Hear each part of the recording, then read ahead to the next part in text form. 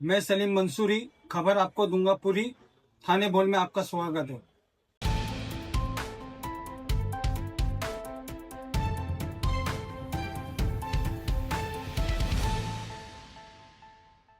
इसको उस पार्टी को कैसा देखते हो? बहुत ज्यादा कार्यकर्ता होते हैं, बहुत ज्यादा। अभी कहाँ बचे? सब तो भाग गए।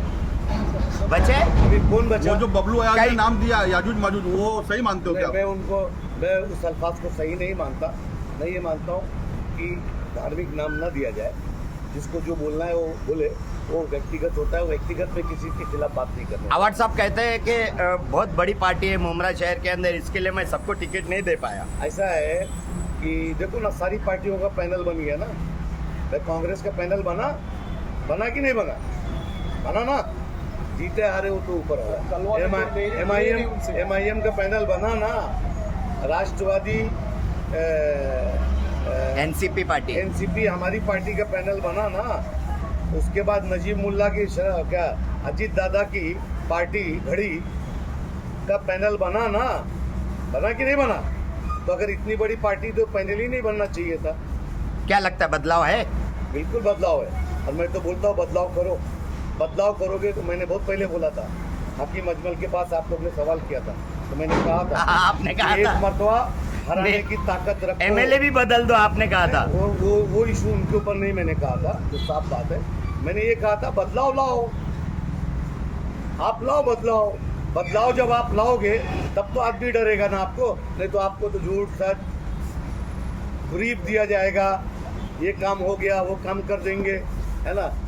पिछले दिनों से अपन देख रहे थे। बड़ी पार्टी चलाने के लिए सभी लोगों का राय मशवरा जरूरी है या फिर एक दो से ही चलता रहेगा? जब पार्टी घर में आ जाए ना, जब पार्टी घर में आ जाए, है ना, जब पार्टी घर में आ जाए तो समझ जाओ पार्टी का हाल क्या होने वाला है। और इस वक्त पार्टी घर में है। बताओ ना, राष्ट्रवादी शरद पवार चंद्र पवार साहब का कौन सा कैंडिडेट पूरे थाना में लड़ रहा है? बताओ मेरे को। जो पार्टी है वो यही के मुसलमानों को है, अलिफ से पढ़ाओ चाहे भड़िए से पढ़ाओ चाहे जो करो, तो यही करना है। यही सारी दबंगगिरी है ना। और हमारे लोग आपस की लड़ाई के अंदर दूसरों के पास जाके हमारे लोगों को गाली देते हैं या कुछ फायदा रहता है, बेनिफिट्स रहता है, उसके लिए जाते हैं। अब हमारा शहर किस नाम से जाना जा रहा है? मैं तो ये मान रहा हूँ कि हमारा शहर जो है चमचों का शहर बन गया था। कुछ चमचागिरी हटे तो हमारे यहाँ जरा कुछ बात बनी। अवार्ड साहब की एनसीपी एसपी से जो एनसीपी एपी में गए या दूसरी पार्टियों में जो प्रवेश किए, जैसे बेग साहब हो गए, रेहान पित्तल वाला हो गया और भी उनके कार्यकर्ता, उनका साफ कहना है कि एक भंगार वाला आया, मेरा भंगार चुन के लेके गया। इसको लेकर के क्या मतलब? भंगार वाला आया, हमारा भंगार चुन के लेके चला गया। किसने कहा? बड़ी पार्टी ने। देखिए वो तो कुछ भी कह सकते। उनको पूरा महाराष्ट्र सुनता है। वो खाली हमारी बातें नहीं सुनते हैं, हमारे जैसे करीबी लोग की बात। तो फिर आने वाले वक्त में आप सुनाना चाहेंगे? पूरा देश उनका सुनता है। हम तो गरीब आदमी, अभी हमारे खिलाफ वीडियो बनेगा, भाई साहब मैं डकैती डाला था, ये सब बनेगा। आप लोग तैयार रहना, है ना।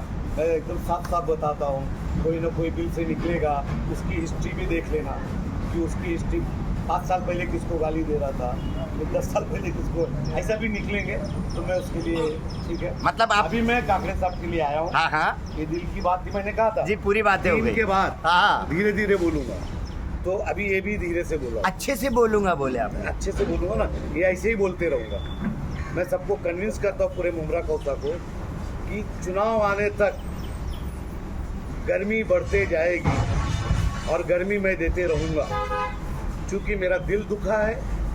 मैं जिस पार्टी के लिए कुर्बानी दिया हूँ, जिस पार्टी के लिए मैं चुनाव हारा हूँ, जिस पार्टी के लिए मैंने अपने शहर में अपने लोगों से लड़ाइयाँ लड़ी, अपने लोगों से, हमारे राजन किनी साहब हैं, हमारे तमाम सब लोग थे, सुभाष भोयर जी थे, है ना। सब के लिए मैंने लड़ाई लड़ा, है ना। लेकिन सब दोस्त हुए फिर दुश्मन हुए। मैं हमेशा दोस्ती रहा, लेकिन सबसे मैंने माफ़ी तलाफी कर लिया। अब पार्टी और पॉलिटिक्स के लिए किसी को व्यक्तिगत कुछ भी नहीं बोलना है, किसी को गाली नहीं देना है। जिसके साथ है काकड़े के साथ है, डंके की चोट पे। और मैं सबको बोलता हूँ, मेरे लिए सब बराबर है, सारी पार्टी बराबर है, क्योंकि सारे लोग मुझे सम्मान देते हैं। आपस में मत लड़ो, अल्लाह के वास्ते 15 तारीख तक है, ऐसे कोई झगड़े मत करो कि जिससे आपस में आगे की लड़ाई हो जाए, है ना। आपस में भाईचारा कायम रहो। आफ्टर ऑल सारे फैसले भाई साहब, जनता लेती है। प्रभाग क्रमांक के लिए वोट मांगते पाया गया, तो ये इसमें 26 जिसमें बैठे हो अभी, जिसमें बैठा हूँ मैं, सिवाय शमीम खान के बेटे एनसीपी एसपी की बात कर रहे हैं आप। एनपीएसपी की बात कर रहा हूँ, और शानू पठान, फिर बोलता हूँ, ये दोनों से मेरा घरेलू संबंध है। अभी भी बोलता हूँ, हमेशा बोलूँगा। बाकी मैं हर जगह समर्थन करूँगा, क्योंकि मुझे जो है ना, उन्होंने ऐसा कहा गया मेरे बारे में कि सईद अली की कोई हैसियत ही नहीं है शहर में, सईद अली कुछ बचा ही नहीं है। तुमसे ज़्यादा शादी अटेंड करता हूँ, आप जितने लोग बोलते हैं ना, उनसे ज़्यादा मेरे रिश्ते हैं। आप लोग थाना सिविल तक जाते हो, मैं नायर और जेजे तक जाता हूँ, मैं शाइन में भी अस्पताल करा देता हूँ। मतलब ये गलतफहमी दूर हो जाएगी। मतलब ये गलतफहमी अब की बार, और मैं सबसे बोलता हूँ मेरे समर्थन को कि मेरे दोस्त, मैंने 35 साल आप लोग की खिदमत किया, 40 साल मेरे और मेरे घराने की, है ना। मेरा बदला तो निकाल दो, क्योंकि मेरे को बहुत तकलीफ दी गई और मुझे बहुत दर्द है कि मैं अपने 2 लोगों को टिकट नहीं दिला पाया। ये मेरा दर्द है ना। अब उन बच्चों को नहीं दिला सका, उनको ये बोल के कहा गया कि हारे हुए को टिकट नहीं दिया जाता। मैं बोलता हूँ कि अगर नेता अपने कार्यकर्ताओं को मदद नहीं करता तो वो नेता नहीं हो सकता है, वो बिजनेसमैन हो सकता है। वोटर्स कंफ्यूज है कि बदले की राजनीति चल रही, आरोप प्रति आरोप चल रहा है, तो इसमें किसको समझा जाए, किसको वोट दिया जाए, ये कैसा चल रहा है? ये मतलब इलेक्शन आया है या फिर सिर्फ पर्सनल? देखिए, कोई भी चीज़ जो है ना, इतना याद रखनी चाहिए भाई, आप बड़े फेवरेट सवाल करते हैं। हर चीज़ नहीं, सीधा जानना चाह रहा था, हर चीज़ जो है ना, हालात बदल गए हैं, इलेक्शन तो के सैयद अली पहले- भाई साहब बताइए। अवार्ड साहब कहते हैं हालात बदल गए मुमरा के, कौन से हालात बदल गए? अरे क्यों यार, नहीं आप बातें मेरा करना बात चाहते सुनो, हो? मेरा बात सुनो। हम स्मार्ट सिटी के अंदर है, इसमें है स्मार्ट सिटी, जो मोदी जी ने राख दिया था, हाँ हाँ है ना, हाँ। थाना स्मार्ट सिटी। हाँ। तो मेरा डेवलपमेंट तो हो रहा है, हाँ। तो जब सबका डेवलपमेंट होगा तो हमारा भी होगा। आप किसी को आदिवासी बना के नहीं रख सकते। हाँ। रोड गटर नाला अगर हम टैक्स देते हैं तो सरकार बनाएगी। 7 साल चुनाव नहीं हुआ, 8 साल, लेकिन काम तो हो रहे थे ना जहांगीर भाई। महानगर पालिका में ताला नहीं लगा था, एडमिनिस्ट्रेशन था, एडमिनिस्ट्रेशन रूल था, खाली नगर सेवक हटा दिए गए थे, तो सारे काम हो रहे थे, सारे काम होंगे, क्यों नहीं होंगे? भाई अगर- साहब को किनारा क्यों किया गया, क्या सोचते हैं आप? इतने बड़े पद शायद पर मैं बहुत कमज़ोर था, शायद मैं अपनी कौम मिल्लत के लिए ज़्यादा बोलता था, शायद मैं हमेशा आँख दिखाता था, आँख दिखा के बात करता था, क्योंकि मैं कॉन्ट्रैक्टर नहीं था, मैं बड़ा बिल्डर नहीं था। हालांकि सबसे पहले मैं ही बिल्डर हूँ।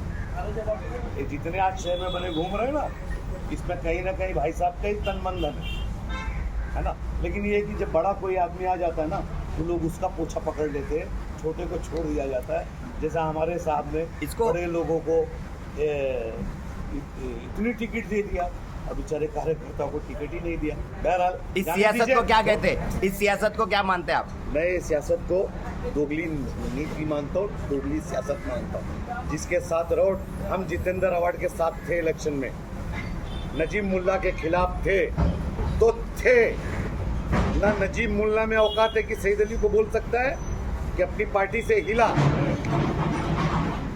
और ना किसी में औकात है कि भाई साहब ने कोई गलत काम किया। इसीलिए आज नजीब मुल्ला को भी आंख देख के, आंख में आंख डाल के बात करता हूँ।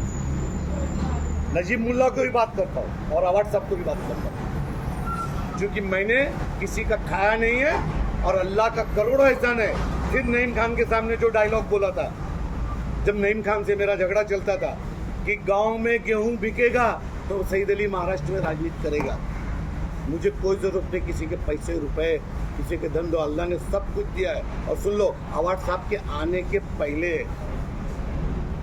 जो बने उनसे जाके पूछना, मेरा पहले ही सब कुछ था। सबसे पूछेंगे सैयद अली भाई साहब, आपसे भी पूछेंगे। एक्स मेयर ऑफ थाने नईम खान जी, उनके बेटे महराज खान जी, आज क्या उनकी वॉल्यूम है, क्या उनकी वैल्यू रही? देखिए, मैं बताऊं ना, नईम भाई को तो चुनाव लड़ना ही चाहिए था। उसकी वजह मैं बताऊँ आपको कि नहीं भाई शहर के एक मानिंदा आदमी है। ठीक है, आज के दौर में नौजवान बच्चे जो है कमेंट्स करते हैं, उनको उल्टा सीधा बोलते हैं, नहीं बोलना चाहिए। क्योंकि आप ये देखो कि हालात के ऊपर फैसला होता है, हालात के ऊपर फैसला होता है। अब भाई आप स्टेटमेंट हमारे जब मुगल आए थे तब हमने इंसिस्ट नहीं किया, लड़ाई नहीं लड़ा, उनको बुलाया। आज गाली मुसलमान को दी जा रही है। उस वक्त का फैसला किसने लिया था? देश की 80% जनता ने लिया। इस वक्त का फैसला लिया एमएलए जितेंद्र आवाज इसी ने तरीके से हाल पे करारा जवाब। किसी ने बीजेपी का नाम लिया, सब हमाम में नंगे हैं। अजीत दादा के साथ पवार साहब पिंपरी चिंचोड़ में मदद करते हैं, तो क्या हमारे नेता आदरणीय शरद पवार जी बीजेपी के हो गए? सवाल आप लोग भी सवाल करें जो बीजेपी की बात करें। 1,20,000 वोट खासदार के अंदर दिवेकर बाई लेके गई, हमारे वोट को वेस्ट किया गया। और उसके बाद कल्याण की मस्जिद के ऊपर हमला हुआ, दरगाह पे हमला हुआ। वो दरेकर बाई ने कभी मुसलमानों के लिए एक स्टेटमेंट नहीं दिया। तो अब मुसलमान को सियासी बनना पड़ेगा। तो ये स्टेटमेंट टू स्टेटमेंट होता है ना, स्टेटमेंट देके रात में चलता है, रात में ताली बजती है, क्या बात किए। स्टेटमेंट नहीं, प्रैक्टिकली दिखाओ। प्रैक्टिकली कितने कॉलेज शहर में बने, कितने मेडिकल कॉलेज आए शहर के अंदर, हॉस्टल बना कि नहीं बना, इस पे भी बात होना चाहिए। अब ये सब बस हो गया है। और जब मुमरा का डिवाइडर नहीं बन पाया ना, तो तरक्की कुछ नहीं होने वाली है। और जो दादागिरी करेगा, चाहे कोई भी पॉलिटिकल पार्टी का हो, मैं एकदम साफ बोलता हूँ कि दादागिरी किसी की भी शहर में नहीं चलेगी। अगर दादागिरी किसी ने किया तो उसके खिलाफ इलेक्शन बाद में होगा, जन आंदोलन पहले होगा, काकड़े के नेतृत्व में होगा। अगर मैंने दादागिरी किया तो मेरे खिलाफ भी करो। गुंडागर्दी नहीं चलेगी, है ना। 1,25,000 35,000 लोग बेघर थे, सब सीएम के पास कोई नहीं गया, है ना। थोड़ी से दादागिरी हुई तो सीएम के पास जाने लगे। तो मैं बस आपको तौहीद भाई वाला मैटर बता रहे हैं आप, जो मामला हुआ था स्टेडियम पे। मुझे वो इतना नहीं मालूम है। मुझे ये मालूम है कि इसी मुद्दे को लेकर के आवाज साहब ने मुझे कहा नहीं था। मालूम है, मुझे मालूम नहीं है। बहरहाल मैं ये बोलना चाहता हूँ कि दादागिरी नहीं चलेगी, है ना। दादागिरी बिल्कुल नहीं चलेगी। भाई साहब और काकड़े साहब, आप निष्पक्ष रहो। अगर ऐसी दादागिरी होगी तो सबसे पहले आपके आगे, एक हिंदू के आगे एक मुसलमान का सीना सामने रहेगा।